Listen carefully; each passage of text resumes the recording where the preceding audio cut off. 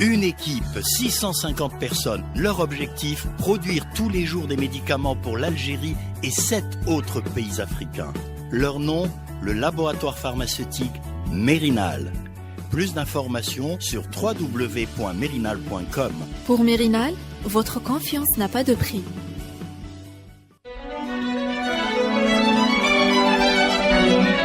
Pour bien s'entendre, il faut bien s'écouter. Rendez-vous sur M, la petite radio du Grand Maghreb. Radio M, le café presse politique.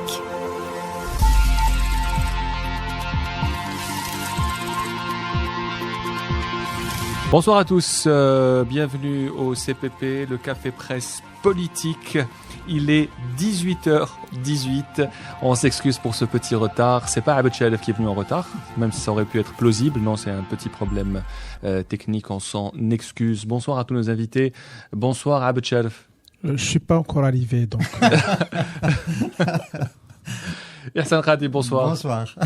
Bonsoir Kamal Mansari. Bonsoir. Yahsan, qu'est-ce qui vous a marqué cette semaine? Le retour en arrière du gouvernement Sellal sur au sujet de la disposition qui obligeait les Algériens, à partir de fin août, je crois, à terminer leur maison. Après le chèque, après plein de mesures, on constate combien le gouvernement est faible et qu'il n'arrive pas à appliquer ce qu'il décide. Kamal Mansari, qu'est-ce qui vous a marqué cette semaine? Bon, toujours la loi de finances, donc les débats, et puis surtout les dispositions, comme l'a dit Hassan, c'est cette histoire-là de revirement sur une entrée financière qu'on croyait pas possible. Abed Chalef, qu'est-ce qui vous a marqué cette semaine? Il y a deux jeux, laquelle tu préfères? Up and down, commencez par le down. Le New York Times s'est excusé pour sa couverture des élections, mais en essayant d'expliquer, Ouahia n'a toujours pas expliqué pourquoi il soutient le crédit documentaire après l'avoir imposé. C'est vrai que c'est impressionnant, cette histoire de 2 journaux américains qui ont officiellement présenté leurs excuses. Mais pour l'histoire, le New York Times a présenté ses excuses parce que près de 45 000 abonnés avaient annulé leur abonnement juste après la victoire de Trump. Ils avaient considéré avoir été trompés par leur journal. Donc c'est aussi une réaction commerciale. On fait de la réclame. Il faut lire mon papier de demain dans le quotidien d'Oran. Tu seras un peu étonné peut-être. Très bien. On le lira. Donc le papier de Abed Chalef demain dans le quotidien d'Oran. On va commencer par la politique ce soir. Et cette information qui est tombée hier, donc le président de la République a regagné l'Algérie. Son avion a atterri à Boufalik aux environs de 17 heures. Les gens l'ont vu quitter la clinique d'Alembert. Une semaine de silence total. Nous en avions parlé la dernière fois. Comment peut-on interpréter ce retour et cette absence d'une semaine, Hassan Khadi? Maghreb Émergent, on a travaillé sur une piste parce qu'on a quand même été interpellé par ce séjour qui a été annoncé par le Dauphiné libéré comme étant un séjour médical différent des autres. Et on a appris donc de différentes sources, notamment d'une source proche du cercle présidentiel, que l'objet du séjour n'était pas cette fois-ci curatif réellement, mais qu'il s'agissait d'une tentative d'améliorer le confort de l'ergonomie, le confort de vie du président de la République en lui permettant de récupérer des aptitudes perdues. Voilà. Et donc nous avons enquêté et il s'est avéré qu'il y avait des explorations. C'est un peu l'objet, les fruits de l'enquête que nous avons menée pour essayer de voir dans quelle mesure il était possible d'implanter un stimulateur neurologiques qui permettent au président de retrouver certaines aptitudes.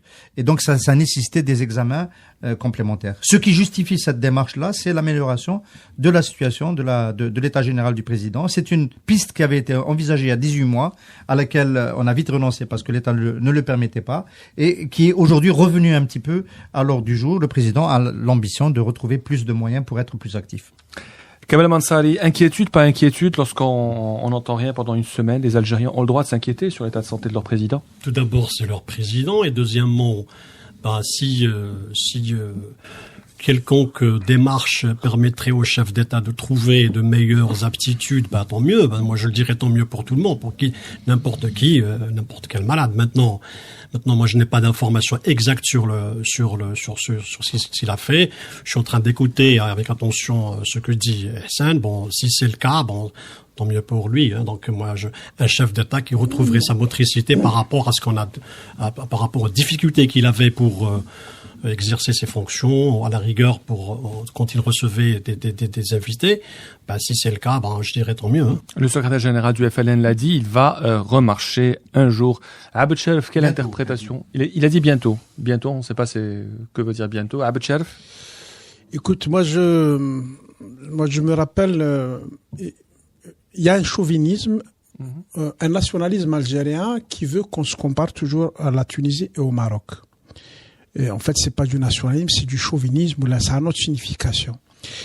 Et je me rappelle que dans les années 80, j'étais jeune journaliste, on avait des dépêches d'une agence tunisienne qui disait, c'est une information rendue publique, le président Bourguiba a effectué une promenade. Le président Bourguiba s'est rendu au port pour une petite balade. Et à l'époque, on avait l'image d'une Algérie jeune qui en veut, dynamique, à l'époque, on disait 50% de jeunes, un pouvoir qui était encore jeune à l'époque. Et ces dépêches de l'agence tunisienne, moi, ça me paraissait complètement décalé, complètement absurde. Aujourd'hui, on est dans une situation exactement pareille. Le retour du président de Bouteflika de Grenoble fait l'objet d'une information. Ça devient une information importante. C'est pas des projets politiques, c'est pas des actions politiques, c'est pas des décisions, c'est pas de grands chambardements dans la vie politique ou dans la région qui font l'information. C'est le président Bouteflika qui revient de Grenoble. Oui, mais c'est l'état de santé du président. Les Algériens ont le droit de savoir et on dirait même qu'on n'est pas assez informé. Oui, moi, je suis pas là. Cette situation est absurde. S'il n'y a rien, on dirait bien, voilà, il y a un blackout, on ne nous dit rien. Et c'est exactement ça. Avant, ça se passait comme ça. Maintenant, ça a changé apparemment, non? C'est le fait que nous regardions une situation absurde comme de la normalité. C'est ça qui me choque. Et pour vous, c'est normal de l'annoncer ou est-ce que ce n'est pas normal de l'annoncer? C'est anormal d'être obligé à cette situation. Chef Goula, tu as envie de dire c'est anormal que Bouteflika soit président, c'est en fait ça. C'est pas une personne. Oui, c'est anormal que le président Bouteflika soit président, mais c'est anormal qu'un premier ministre, qu'un parlement, que des ministres puissent avoir un comportement comme si nous étions dans une situation normale. C'est tout ça. C'est tout le monde qui est entré dans un monde qui sont virtuels et qui l'admet, qui l'accepte, et on nous l'amène à en discuter. Alors, vous nous demandez de lire. Oui, Kamel. Si je mettrais les gens qui sont anormaux d'être président, moi je mettrais, il y en a beaucoup dans la liste, même qui font même du 100 mètres, qui sont même capables de faire du 100 mètres, mais ils sont anormaux, ils ne méritent même pas d'être président. Président des Philippines, par exemple. N'importe qui, mais on peut citer des noms, il y a des listes entières, il n'y a pas de problème pour ça. Les gens sont sous le choc que Trump devient président. Toi-même, tu étais sous le choc de voir, alors qu'il marche bien, qu'il marche sur ses pieds, c'est pas ça. Quand on a des institutions qui dirigent, on calque pas, ou bien on laisse pas tout le fonctionnement d'un pays tributaire d'une personne. Ça, c'est vrai. Mais si on compte sur les institutions, c'est ça. Si on avait des institutions fortes, à ce moment-là, on dira, que le président soit absent ou pas, et on a un État fort, on a des institutions capables de gérer le pays en son absence. Maintenant, si la présidence se sent obligée à chaque fois de nous informer, du moment qu'elle nous informe, on est obligé de réagir, on est obligé de lire, on est obligé d'apprécier, on est obligé d'analyser.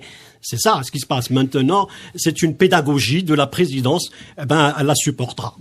Abed Sherif, vous nous demandez de lire votre papier de demain sur le quotidien d'Oran. On le fera volontiers. Avez-vous lu le papier de Hassan Qadi sur Maghreb émergent sur l'hospitalisation du président de la République à Grenoble? J'avoue que non.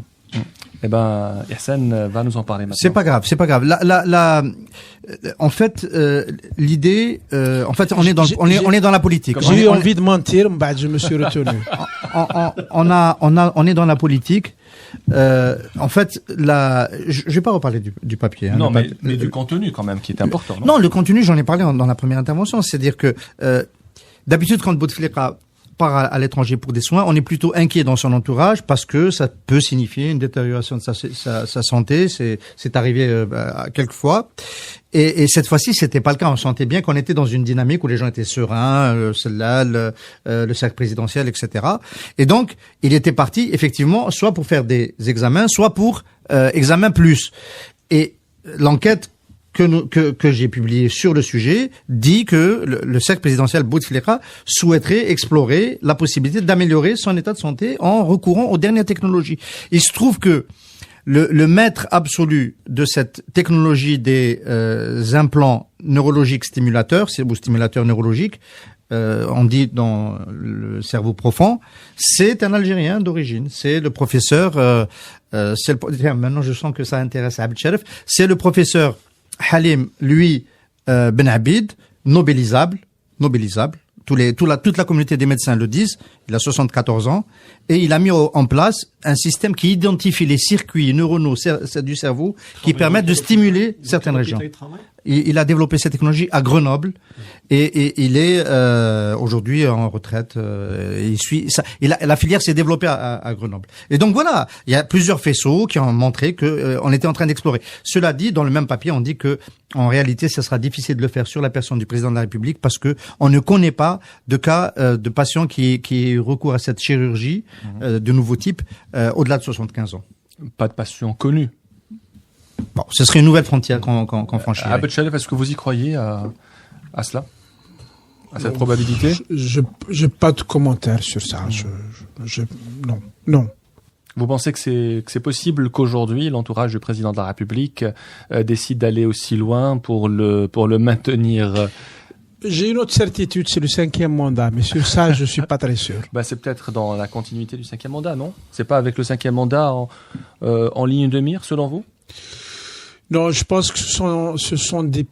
On n'a pas moi, j'ai pas d'informations précises sur ça. Donc, faire des commentaires sur ça ne mène pas très loin. Par contre, c'est récurrent. C'est en être amené à parler de ça qui me gêne. On est face à une personne âgée, d'un côté, donc qui est impatient, et d'un autre côté, c'est quelqu'un qui a une responsabilité énorme. Il y a toujours cette gêne entre le politique, le moral qui s'installe. Et c'est un sujet qui met mal à l'aise. Le président qui aura 80 ans au mois de mars prochain, Yassine Qadi. Oui, en fait, on n'est pas dans le entre guillemets le voyeurisme médical comme on pourrait le penser, de la façon dont on en parle. Abd pourrait nous laisser le penser. On est dans la déconstruction des actes politiques de ces dernières semaines. Le président Bouteflika est en train de reprendre la main. Il est plus actif. Il fait des inaugurations. Il s'est débarrassé de Saïdani à la tête du FLN, ce qui est un acte fort. On sait que c'est lui qui l'a fait. Maintenant, il se dit depuis son retour que ça va bouger aussi du côté du gouvernement. Et le grand chantier, c'est celui du poste du vice-ministre de la Défense, le poste de Gaël Saleh. Voilà. Le débat aujourd'hui, c'est de savoir si dans sa lancée, Bouteflika, sa reprise en main de la situation, ne va pas nous organiser une nouvelle scène politique. Hassan veut à tout prix nous entraîner dans la rumeur qui veut que Toufik Mediane pourrait revenir comme vice-ministre de la Défense à la place de Gaïd Salah. J'ai rien dit de ça. Non. J'ai rien dit de ça. Je dis que Bouteflika mène à ça. Non, il mène pas à ça. Je dis que Bouteflika qui songe à améliorer sa motricité, voire son élocution et qui explore les voies et moyens, c'est quelque chose qui fait sens. En principe, tu devrais y adhérer puisque toi tu penses il pense au 5e mandat. Donc je comprends pas pourquoi tu es réservé. C'est vrai qu'il y a eu un article dans Jeune Afrique, vous faites bien d'en parler cette semaine, écrit par Farid Alilet, qui parle de ça, qui dit que le retour de l'ancien patron du DRS serait en train de se négocier. Il parle d'une rencontre qui a duré 3 heures à Zeralda entre Abdelaziz Bouteflika et Mohamed Mediane. Et d'autres cercles parlent d'un retour au sein du gouvernement, d'autres parlent d'un retour au poste de conseiller. Est-ce que vous y croyez à ce scénario? Est-ce que d'après vous, le retour de Mohamed Mediane est en train de se négocier? Kamel Mansari. Toujours est-il que nous sommes en pleine supputation. Ouais. n'est même pas dans l'information réelle. On sait rien du tout. Donc ça peut être. Donc moi je voudrais toujours m'éloigner des spéculations, encore plus des approximations lorsqu'il s'agit de choses, de débats pareils.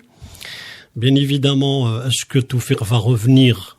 Bon, il a été redémis de ses fonctions par un chef d'État. Ça veut dire que ce chef d'État va se fourvoyer. Il est en train de se casser la gueule en le remettant en place. Je n'ai jamais vu ça, moi. Bon, parce que dans la pratique politique, la pratique des institutions, on démis quelqu'un de ses fonctions, puis dans un poste stratégique aussi sensible, et puis on le remet en place. Pourquoi? Parce qu'il y a un dessin qui se fait sur le 5e mandat. Je ne sais pas. Moi, je sais pas. Ça peut être vrai, comme ça peut être du n'importe quoi. On a toujours eu droit à ce genre d'analyse qui ont prouvé leurs limites par le passé. Donc, je ne sais pas. Je préfère ne pas trop m'avancer sur la question tant que la chose n'est pas totalement officielle. Faire de la spéculation, c'est très facile. Bon, moi, je préfère ne pas me prêter à ce jeu. Hassan Qadi, septembre 2015. Je peux rappeler qu'au début du CPP, Abd Sharaf considérait qu'il n'y avait aucun problème de polarisation entre l'armée et les services de sécurité, que le conflit entre Gaïd Salah et Toufik n'existait pas. Et bon, enfin, on a vu un peu comment ça s'est passé pour la suite. C'était des spéculations à l'époque.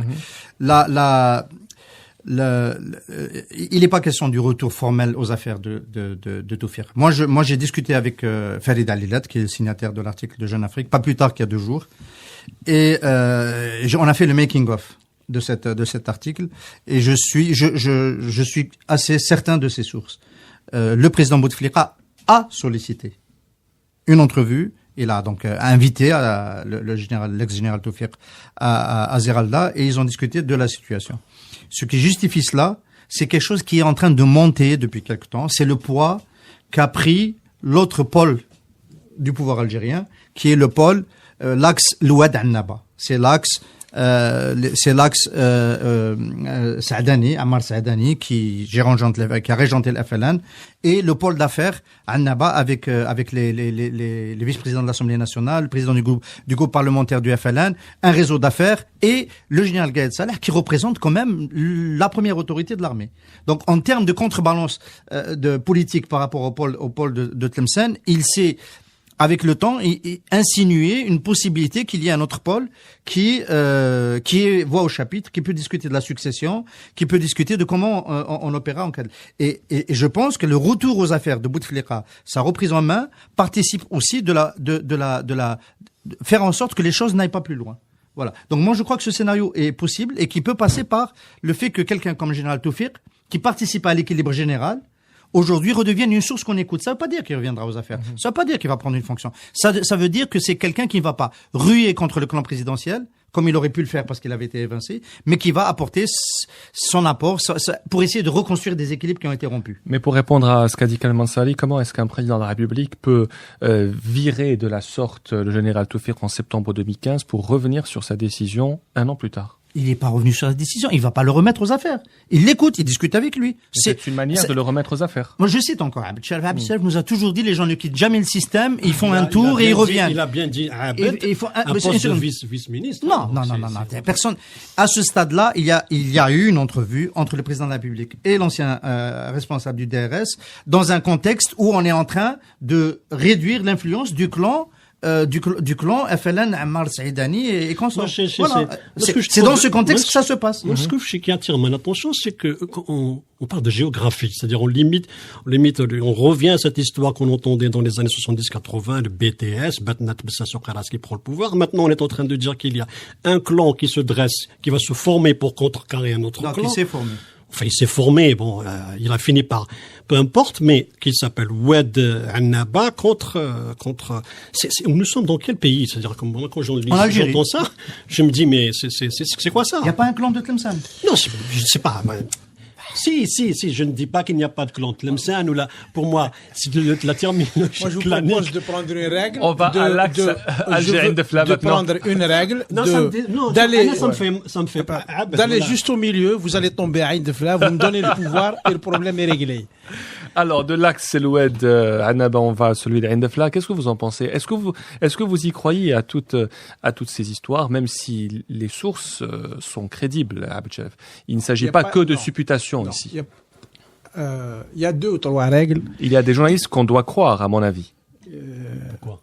Écoute, il faudrait, si tu as envie que je dise ce que tu veux entendre. Non, pas du tout. Ça pose pas de problème. Je peux te faire Que plaisir. tu dises ce que tu as envie de dire. D'accord. En Algérie, il n'y a pas de source. Il y a des gens qui murmurent à l'oreille des journalistes. Donc ça, c'est un fondamental de la vie politique algérienne. Deuxième chose. Le général Toufiq est parti sur disons, sur une crise, sur un conflit sérieux. Il faut rappeler que quand il y a eu l'histoire du général Hassan, il a publié une lettre, etc., en essayant de défendre son petit carré de manière assez maladroite, il faut le reconnaître. Ça c'est des faits. Qu'il revienne aujourd'hui, ça signifie, le sens de son retour aujourd'hui, ça serait pas qu'il soit réinjecté dans le système, ça serait qu'il soit encore plus humilié. Parce que on l'a démoli très récemment et qu'on le convoque, qu'il reprend. Est-ce qu'il accepterait? Ceci dit, je ne crois pas que c'est une hypothèse qui est complètement farfelue. Mais elle a besoin d'un certain nombre de séquences pour pouvoir s'organiser. S'il revient, ça ne serait pas dans l'immédiat, ça prendrait du temps et ça suppose encore une fois que l'autre Algérie qui est en dehors de Toufiq Mediane, Abdelaziz Bouteflika, Gaïd Salah, que tout ce qui n'est pas ces trois personnes n'existe pas. Je pense que ça existe. Son retour doit être favorisé par des circonstances et des séquences et du temps. Ça veut dire quoi? 77 ans, il reviendra à 80 ans? Je ne sais pas. Le temps, est-ce que c'est 2019? Est-ce que c'est... Non, je pense que dans le terme d'agenda, on a très mal posé le problème. De quoi on est en train de parler? On n'est pas en train de parler du retour du général Toufiq. On est en train de parler de l'agenda de Bouteflika. Dans l'agenda de Bouteflika, il y a 2 ans, le problème c'était un peu Toufiq et parce il aurait pu gêner un 4e mandat. Dans l'agenda de Bouteflika, aujourd'hui, le problème, c'est ce noyau dont je parle depuis tout à l'heure, qui est un noyau qui est dans l'armée, qui est dans les affaires et qui est dans l'FLN et qui a pris un poids qu'aujourd'hui le président Bouteflika et son entourage considèrent qu'il faut réduire.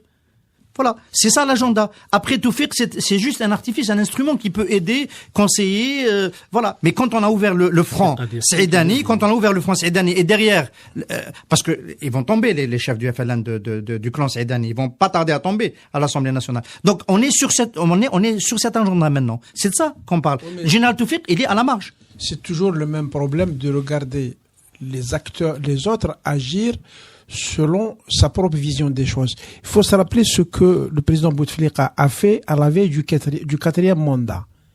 2 personnes ont été virées comme des malpropres. Abdelaziz Belkhadem et Ahmed Ouyahia. À la veille du 4e mandat, ils ont été reconvoqués, ils sont passés sur les chaînes télé et ils ont fait la campagne de Bouteflika. Donc, c'est une vieille idée selon laquelle, que je défends souvent, le président Bouteflika a une vision totalement utilitaire des gens. Qu'est-ce qu'il peut faire? Comment il peut utiliser telle ou telle personne? Dans cette logique-là, le retour de Toufiq Mediane peut parfaitement s'insérer. C'est pas parce qu'il est en danger ou là qu'il pense que le clan de Annaba, Louad, on va dire le clan de Gaïd Salah pour ne pas trop aller dans cette histoire de régionalisme. Le clan de Gaïd Salah qui constituerait un danger pour le président Bouteflika, c'est un scénario qu'on a tellement vécu que je me demande aujourd'hui comment ça marche. Tu es un homme averti. On a eu Mohamed El-Ammari en 2004. On a eu Benflis. On a eu Toufiq Mediane. Ce sont des gens qui sont supposés s'être opposés au président Bouteflika. Le résultat de leur opposition, entre guillemets, c'est de donner un tout petit peu de sel, pour ne pas dire suspense, à l'élection. Mais sinon, à chaque fois, c'est passé comme une lettre à la poste. Donc, Gaïd Salah, qui va empêcher le président de Bouteflika de faire un 5e mandat, mais tu rêves. Donc, dans tous les cas, c'est le président qui en sort gagnant, si on comprend bien un peu ce que vous dites. Merci à vous pour cette première partie consacrée à la politique. On se retrouve dans un tout petit moment pour la deuxième partie du CPP. Une équipe, 650 personnes. Leur objectif, produire tous les jours des médicaments pour l'Algérie et 7 autres pays africains. Leur nom, le laboratoire pharmaceutique Mérinal. Plus d'informations sur www.mérinal.com. Pour Mérinal, votre confiance n'a pas de prix.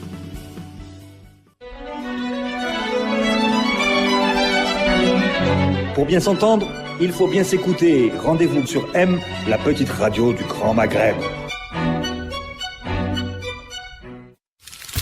Radio M, le café presse, politique.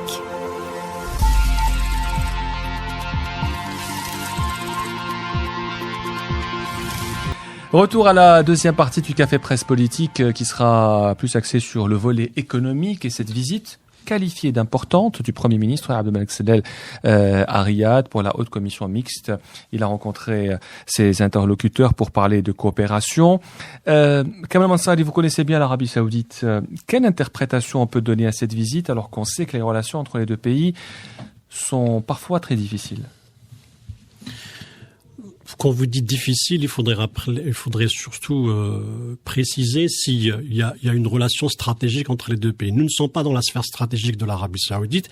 Encore moins, l'Algérie n'est pas intéressée par les conflits ou bien les intérêts saoudiens dans la région. Nous sommes très très loin de cela. Mais ce que je constate que actuellement, bien évidemment, les deux pays passent par une crise économique très difficile. Donc ça, la visite de Sellel en Arabie Saoudite à Riyad s'inscrit dans le cadre, je dirais, trouver les moyens probablement de trouver des financements, mais je doute fort que les Saoudiens sont capables actuellement de financer. Ils ont déjà des problèmes. Le fonds saoudien au niveau interne, il n'arrive pas à financer de nombreux projets en suspens.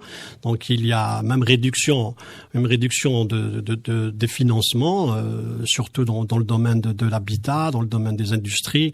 Donc la décision dernièrement du ministère des Finances saoudien qui dit que il faudrait un petit peu réduire les salaires dans la fonction publique. Ça a été fait depuis un mois ou deux. Donc on a réduit les salaires des députés, encore des ministres. Donc c'est un pays qui passe aussi par une difficulté similaire à la nôtre, bien si on croit qu'il a 10 millions de barils par jour mais c'est un pays qui dépense beaucoup au plan interne.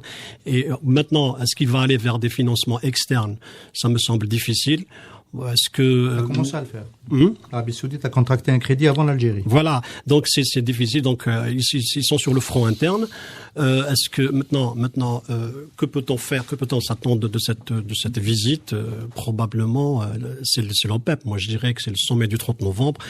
On va essayer, l'Algérie va essayer de pousser l'Arabie Saoudite. Ou bien maintenant, je pense que même les Saoudiens sont contraints de calmer le jeu à l'OPEP pour aboutir à un plafonnement, stabiliser le marché, parce que la crise interne, vraiment, elle est ce qu'elle est, et elle commence à apporter au niveau interne, on commence à sentir le poids de la crise.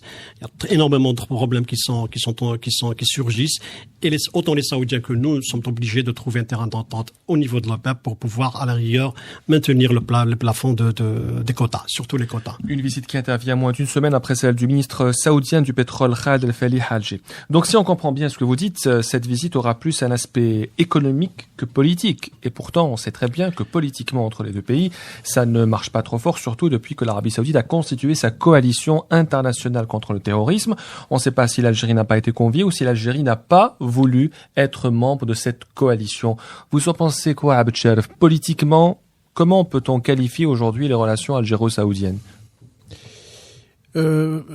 D'abord, sur ce qu'a dit Kamal Mansari, la thèse selon laquelle l'Arabie Saoudite est en crise, pour moi, c'est une idée qui est fausse, qui est complètement fausse. Ça serait trop long d'en parler, mais l'Arabie Saoudite ne connaît pas de crise financière. J'espérais que tu n'allais pas reprendre ce sujet, Abed. Parce que là, c'est vraiment contre l'évidence que tu mets. Bon. Okay. C'est l'évidence. Je te rappelle, une de tes évidences, c'est que Trump ne pouvait pas être élu. J'ai rien dit de ça. Non, c'est pas vrai, tu confonds. Là. J'ai dit, j'ai pas envie qu'il soit élu. Il faudrait écouter l'émission. Bon. Pourquoi est-ce que, selon vous, l'Arabie Saoudite n'est pas en crise financière? L'Arabie Saoudite est entrée dans une phase de transformation de son économie. elle a toutes les cartes en main. Si l'Arabie Saoudite voulait aujourd'hui avoir 100 milliards de dollars de recettes supplémentaires sur l'année 2017, il lui suffit de réduire la production d'1 million de barils. Ils peuvent le faire demain matin. Mais ils ont fait un autre choix. Ils n'ont pas de crise financière, ils sont dans une autre démarche. Le deuxième point dont je voudrais parler, c'est que le cœur du pouvoir algérien, la haute hiérarchie de l'armée, des services de sécurité, de la haute administration, dans ce monde-là, les gens ont un profil qui est historiquement plutôt hostile à l'Arabie Saoudite, hostile au wahhabisme, hostile au salafisme, la bureaucratie d'État, celle qui porte une idéologie Boumediene ou post-Boumediene. Ils ont une formation, une vision des choses qui est totalement différente de celle de l'Arabie Saoudite. Mais en même temps, ils constatent, comme cela se passait pendant longtemps avec la France, que l'Arabie Saoudite est un partenaire important. Donc, on y va de manière très pragmatique. On enlève l'idéologie et on y va, on gère cette relation selon les intérêts immédiats.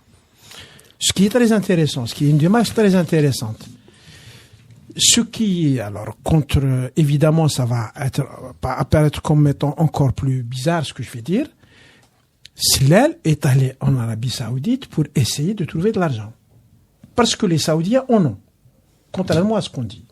L'expression rapidement, lorsque vous entendez le numéro 2 du pouvoir, c'est-à-dire le Wali al-Ahad, le deuxième, dire qu'il a annoncé officiellement devant le Parlement que le pays est en crise. Financièrement en crise, que lorsque l'État réduit les dépenses budgétaires, les dépenses internes, c'est-à-dire le fonctionnement, là on se demande pourquoi il le dirait si on n'était pas en crise. Juste pour revenir, Barka, pour terminer, c'est-à-dire l'Arabie Saoudite, elle est engagée en principe, c'était, bien sûr, il y a 3 ans, c'était l'aisance financière, bien sûr, il n'y avait pas, maintenant que la crise financière, elle est plein dedans. Sa guerre, le financement de la coalition au Yémen, ils ont même réduit. Vous savez que le Bahreïn puise son budget de la loi de finances saoudienne, ils l'ont réduit aujourd'hui de 10%. Le Bahreïn qui recevait pratiquement 2 milliards, maintenant c'est 1,5. Donc s'il n'y avait pas de crise financière, comment un pays vassal de l'Arabie Saoudite, approximative, on le réduit sa dépense. Le Bahreïn vit de financement saoudien. La phrase toujours en tête? L'Arabie Saoudite est en train de faire aujourd'hui ce que l'Algérie n'a pas fait il y a 3 ou 4 ans. Ils sont en situation d'aisance financière. Ils ont l'argent, mais ils utilisent cette conjoncture, moi je dirais pas crise, ils utilisent cette conjoncture pour essayer d'éliminer les dérèglements de leur économie. Et je trouve que c'est très intelligent. Ça c'est vrai, puisqu'ils ont fait ce qu'ils appellent le plan de jusqu'à 2030. 2015-2030, mais pour je veux pas entrer dans les détails. Revenir sur la formule économique. Moi, je retiens juste qu'ils sont en train de faire ce que nous n'avons pas fait il y a 3 ou 4 ans, quand on en avait la possibilité. Je trouve que c'est très intelligent de leur part. Bien sûr que l'Arabie Saoudite est en grande difficulté financière. Bien sûr que l'Arabie Saoudite n'est pas dans l'aisance financière. Abd Sharaf fait une grande confusion entre les avoirs immobilisés comme ceux de l'Algérie. On a plus de 100 milliards de dollars. Est-ce qu'on dirait que l'Algérie n'est pas en difficulté aujourd'hui? On a plus de 100 milliards de dollars de réserve pour l'Arabie Saoudite. C'est 10 fois plus, mais quand l'Algérie perd 25 milliards de dollars sur un exercice budgétaire, l'Arabie Saoudite en perd 100. Il faut bien l'avoir en tête. Pour une population quasiment de moitié. Ils sont à 25 millions. 26 millions. Voilà. Donc, ça, c'est un paramètre, et le niveau de vie de l'État saoudien est tellement élevé qu'il ne peut pas supporter plusieurs années Pour l'énergie électrique, l'Arabie Saoudite doit assurer 2 millions de barils. C'est l'équivalent de 2 millions de barils. Uniquement pour l'électricité. L'autre contre-vérité qu'a dit Abed Sharif, je suis désolé, l'Arabie Saoudite peut baisser d'1 million de barils jour aujourd'hui, elle n'augmenterait pas ses revenus de 100 millions de dollars, 100 milliards de dollars, parce que il y a des excédents partout. Il serait remplacé par l'Iran, il serait remplacé par l'Irak, qui est redevenu un acteur, il serait remplacé par plein d'autres fournisseurs, et au-delà d'un certain prix, par les pays européens. Et au-delà d'un certain niveau de prix, parce que la baisse de la production saoudienne entraînerait effectivement la hausse des prix, au-delà d'un certain niveau de prix, les excédents seraient réalimentés par le schiste américain qui va être qui est dopé aujourd'hui par l'arrivée de Trump. Donc, moi, pour revenir sur Sellal à Riyad, c'est le bon sens. Il y a deux pays qui sont un peu dans la même démarche, effectivement. L'un est peut-être plus en avance que l'autre. Moi, je demande à voir un petit peu sur le programme saoudien de transition, etc. Mais c'est vrai que dans le merchandising, ils l'ont vendu mieux que les Algériens. Ils ont l'air de s'engager dans une nouvelle voie avec la succession, Selman, etc. Chez nous, c'est pas arrivé. Et il y a des complémentarités. C'est pas de l'argent que cherche l'Algérie. L'Algérie cherche des opportunités d'affaires. Les opportunités d'affaires, c'est vendre des marchandises sur un marché qui peut absorber des produits algériens, c'est de recevoir des investissements saoudiens sur certains créneaux où ça pourrait marcher, c'est de recevoir des touristes. Il y a une thématique tourisme saoudien en Algérie. Les Algériens connaissent l'Arabie Saoudite, les Saoudiens ne viennent jamais en Algérie. Il y a des classes moyennes de l'Arabie Saoudite qui peuvent venir en Algérie. Il y a des thématiques complémentaires réelles entre les deux pays et on était en retard dans l'intégration entre les deux pays. C'est une bonne chose que cela démarre. Il faudrait que j'apprenne à couper les gens comme le fait Hussein avec moi. Non, Hussein, il t'a pas coupé, il t'a laissé finir. Quand il parle du tourisme saoudien en Algérie, comment on peut envisager ça alors que dès qu'il y a un Saoudien qui descend en Algérie, la presse dénonce ces princes braconniers qui viennent nous massacrer, nous outardes. C'est pas possible. Vendre des produits algériens en Arabie Saoudite, c'est une énormité parce qu'il n'y a pas de produits. Parce que cela ne sait pas vendre. Parce qu'on n'est pas compétitif sur un marché comme l'Arabie Saoudite. Parce que il y a tellement il faut remplir un certain nombre de conditions pour envisager une action. Et cela nous amène à la question politique. Vous ne m'avez pas répondu à la question sur le lien politique entre l'Algérie et l'Arabie Saoudite. Ça fait des mois qu'on dit que il y a une petite crise politique entre les deux pays, même si la Mamra dément, les Saoudiens aussi. Que peut-on dire aujourd'hui de ce lien politique entre l'Algérie et l'Arabie Saoudite? Je vous rappelle une chose. Oui. Celui qui était l'émir Naïf, le prince Naïf, décédé en 2012. Il a toujours passé ses séjours, ses vacances en Algérie. Il n'a jamais été aux États-Unis. Même lorsqu'il était malade, ses convalescences, il est passé. Vous voulez dire? Non, en Algérie. Il a une propriété fait Tilfa. Il y a le prince Turki Ben Mohammed, qui est aussi l'arrière-petit-fils du Fahd, qui vient passer ses vacances en Algérie. Il ramène là. Mais comme il a dit Abed Sharif, on est en train de les diaboliser et tout. Alors que ce sont eux qui introduisent, je crois, parce qu'ils introduisent les outardes, ils ont acheté, ils ont loué des terrains pour le faire parce que ça leur fait plaisir, mais ils payent. Bon. Mais c'est pas ça le problème. Ce que je sais, c'est le roi Salman. En 1956, c'était le premier il était jeune, à créer le fonds pour soutenir la guerre de libération en Algérie. Ce monsieur-là, il a, je dirais, des émotions pour l'Algérie. Il a toujours de bons rapports avec l'Algérie à cause de ça. Il frappait à la porte de ses frères pour aller leur tirer de l'argent de la poche pour qu'ils aident la révolution. Il a été derrière la création du bureau du FNN à Jeddah, présidé qui a été dirigé par Ben Cheikh al-Hussein, devenu Cheikh Abbas Hussein, qui est devenu ensuite ambassadeur d'Algérie en Arabie Saoudite.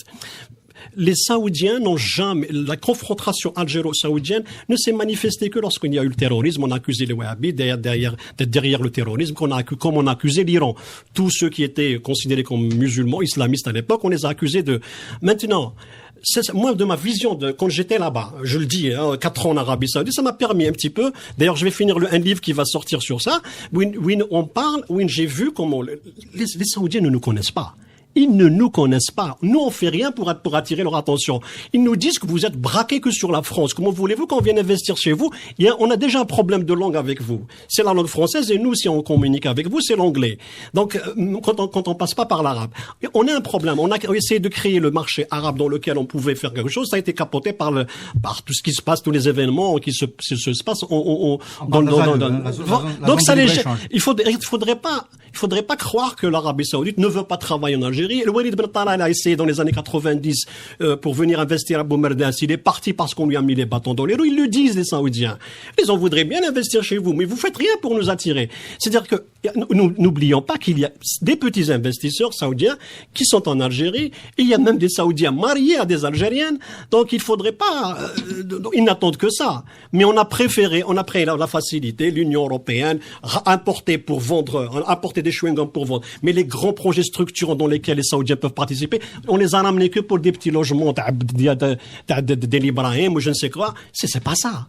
C'est pas ça. On n'a rien fait. On sait pas se vendre. On a préféré la France, on a préféré les pays de proximité, on les a abandonnés et eux, ils peuvent rien. Ils peuvent pas forcer les oui, sauf qu'il faudrait peut-être dire, on n'a rien préféré du tout. Parce que c'est encore pire. Si on a préféré, c'est encore pire. C'est pire. On n'a rien préféré. Oui, on peut le dire comme ça, effectivement. Et donc, il faut dire que c'est différent par rapport au Maroc et la Tunisie qui ont su profiter des investissements saoudiens, surtout dans ces deux pays où les investissements ont dépassé, notamment en Tunisie, 100 millions de dollars en 2010. C'est petit, 100 millions de dollars.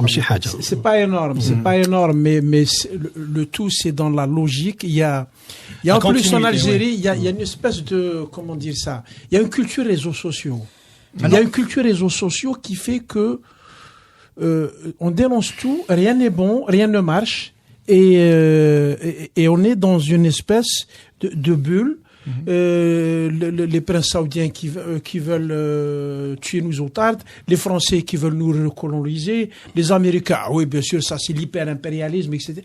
Et il y a cette pensée qui s'est développée, et le pire, enfin c'est pas ça qui a bloqué le tout. Le pire, c'est que il y a un État, une administration qui ne savent pas ce que c'est d'attirer l'investissement étranger du tout. Hassan, alors Abdi, rien ne marche. Il y a peut-être des choses qui marchent. Désolé. Hein, il va dire voilà. Je désolé. Voilà. J'ai été cette semaine à l'inauguration de la deuxième ligne de MFG, donc à l'Arba'a, 800 tonnes de verre plat par jour, qui s'additionnent aux 600 tonnes par jour d'avant, 60% destinés au marché de l'exportation, 50 millions de dollars d'euros de chiffre d'affaires annuel. C'était un succès, c'est évident.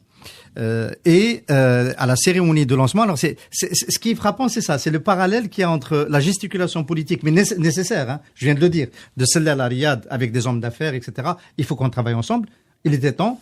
Et puis le fait que à l'Arba'a, pour cette grandiose cérémonie de lancement, la présence de Nahyan Al-Nahyan, membre de la famille régnante des Émirats Arabes Unis et gouverneur de Abu Dhabi. C'est-à-dire un personnage qui peut devenir le chef d'État qui était là-bas. Il y avait un dispositif protocolaire digne d'un chef d'État et 0 ministre algérien pour un événement comme ça. 0 ministre algérien. Là, tu confirmes ce que je dis. Oui. Il y avait un représentant du ministère de l'Industrie. Vous y croyez-vous? Donc, on peut exploiter. Voilà, Rabrab vend notamment en Arabie Saoudite. C'est une bonne chose? Oui, je dirais quand même qu'une hirondelle ne fait pas le printemps. Oui. En fait, c'est un système de gestion qui est complètement tourné vers autre chose que vers l'exportation.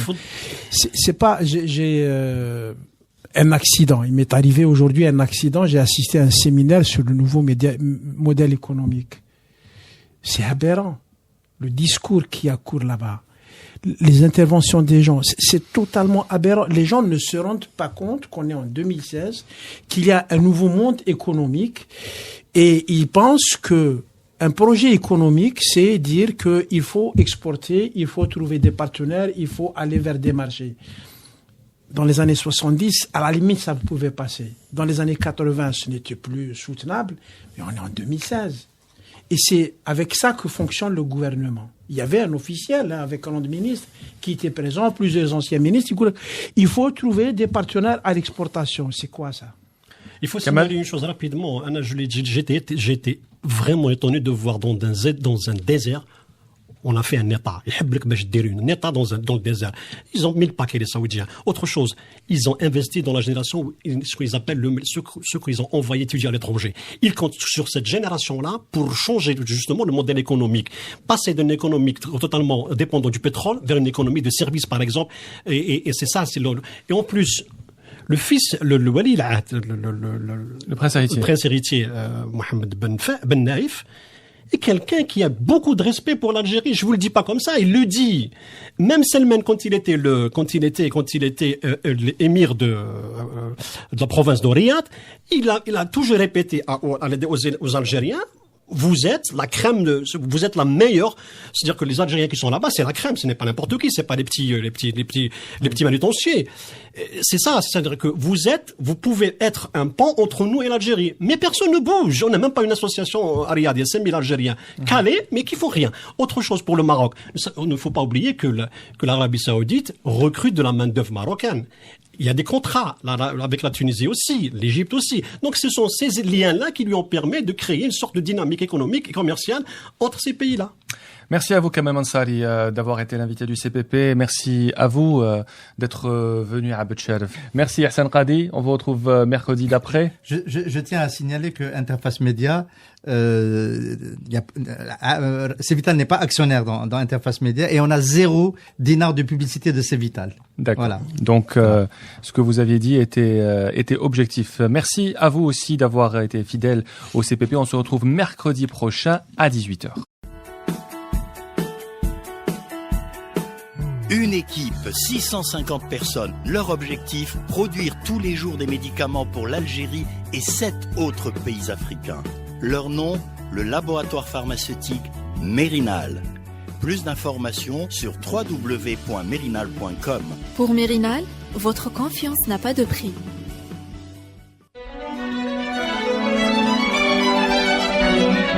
Pour bien s'entendre, il faut bien s'écouter. Rendez-vous sur M, la petite radio du Grand Maghreb. Radio M, le café presse politique.